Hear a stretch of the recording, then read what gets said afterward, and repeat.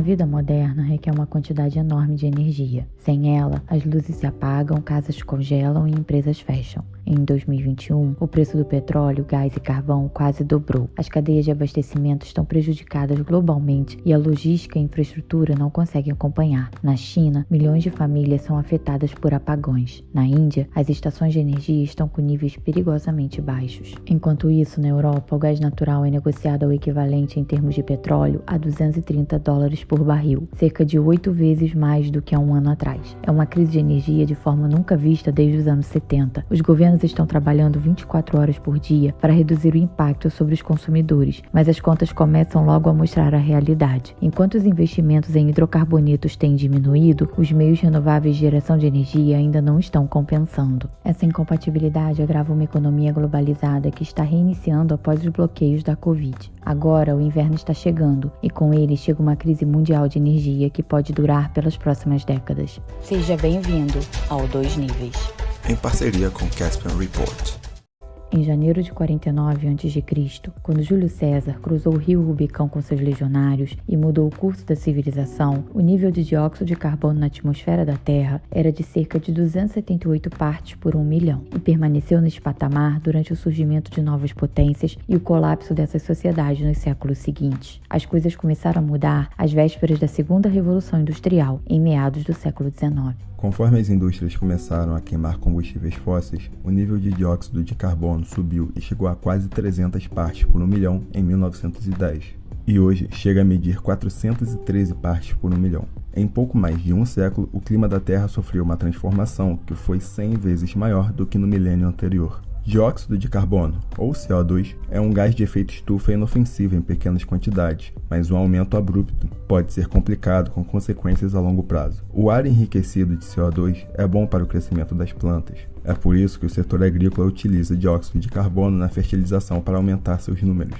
Mas dióxido de carbono também absorve radiação infravermelha. Nós percebemos radiação infravermelha pelo calor. Logo, o excesso de dióxido de carbono se traduz em um planeta mais quente. Desde meados do século XIX, os gases de efeito estufa vêm aumentando a temperatura média da superfície da Terra em pelo menos 1,1 grau. Pode não parecer significativo, mas um planeta mais quente em 1 grau significa um ambiente mais hostil, com mais secas frequentes e ondas de calor. Isso também significa que grandes porções das geleiras começam a derreter, o gelo ártico diminui de tamanho e os níveis do mar aumentam globalmente. Tudo isso muda os padrões climáticos, resultando em tempestades e furacões mais poderosos.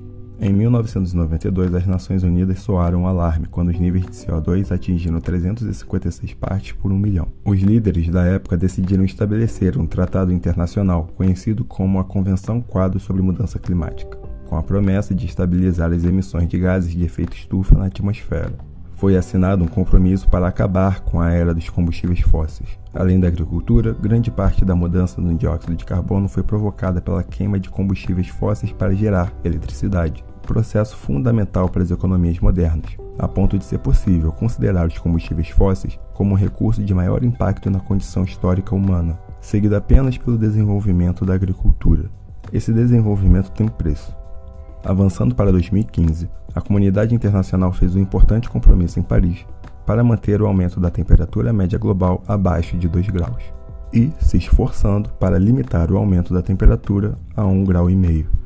Em outras palavras, o acordo visa estabilizar o clima, reduzindo os 2 níveis de CO2 das atuais 413 partes por 1 milhão para o nível pré-industrial de cerca de 278 partes por 1 milhão. A maneira de fazer isso é zerar as emissões líquidas, o que equivale a equilibrar entre as emissões antropogênicas e remoção de gases de efeito estufa. Essa solução deve esfriar o planeta. O acordo prevê que isso aconteça assim que possível, de preferência na segunda metade do século XXI, em 2050. Cada nação define seu próprio prazo e caminho para chegar a esse ponto. Mas, na verdade, a maioria dos legisladores está fazendo promessas vazias, sem planos de como conter as emissões. Em outubro deste ano, cientistas, diplomatas, empresários, lobistas e gurus da mídia de todo o mundo se reuniram para a Conferência da ONU sobre Mudanças Climáticas em Glasgow, na Escócia, discutindo maneiras de reduzir as emissões globais de carbono para zero. Mas desde o início desta cúpula, o ritmo é definido pelos participantes menos dispostos. A tarefa de estabilizar a atmosfera atmosfera é muito complicada, pois todas as opções precisam avançar em conjunto. Os hidrocarbonetos precisam ser reduzidos, o desperdício de recurso precisa parar, enquanto enormes investimentos de longo prazo precisam ser aplicados em energias renováveis. Tudo isso precisa acontecer simultaneamente para que os fundamentos da oferta e da demanda nos mercados de energia permaneçam constantes. E essa é uma das principais complicações. Um gráfico da Agência Internacional de Energia mostra como o petróleo diminuiu drasticamente como fonte de energia elétrica. E é aí que está o problema. Investimentos em combustíveis fósseis reduziram significativamente, enquanto os meios de energia renováveis ainda não estão no patamar adequado. Somando-se o impacto econômico da pandemia, o resultado foi uma alta acelerada dos preços. A velocidade desse aumento está sendo destrutiva. Nesse cenário, o gás natural aparece como o melhor remédio para mitigar seus efeitos. O uso de gás natural emite metade da quantidade de CO2 proveniente do carvão, ou seja, não é tão limpo quanto os recursos renováveis, mas também não é tão sujo quanto os outros hidrocarbonetos.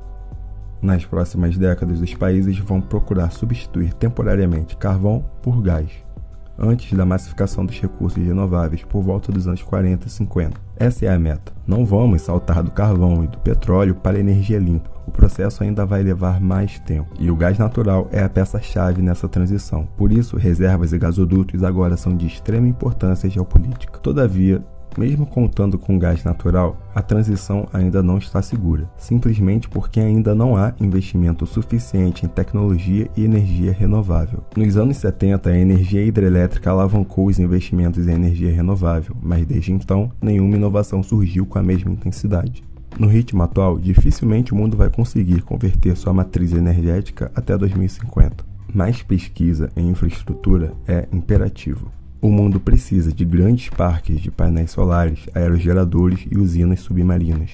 Calcula-se que seja necessário gastar 4 trilhões de dólares por ano para limpar a matriz energética global até 2050. Atualmente, gasta-se metade desse valor. De forma prática e clara, esse investimento vai vir basicamente dos governos, pois o impacto da iniciativa privada é mínimo. Em última análise, isso significa que impostos terão que aumentar. Não há outra forma de financiamento. Hoje, a recessão energética está vinculada à recessão econômica da pandemia e às pressões de oferta e demanda.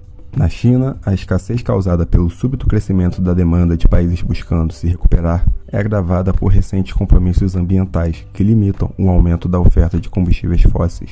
Na Índia, onde 70% da eletricidade vem do carvão, 63 de suas 135 usinas termoelétricas estão operando no vermelho. A lenta resposta da oferta de energia em cobrir a demanda vem causando ansiedade nos mercados, que por sua vez reagem correndo por estoques. Nunca os preços subiram tanto em tão pouco tempo, e não há indícios de melhora no futuro. O custo da conversão energética ainda se fará sentir nos anos que estão por vir. Cabe a cada governo buscar as soluções mais eficientes possíveis para suavizar a transição e evitar que a opinião pública se volte contra as políticas climáticas.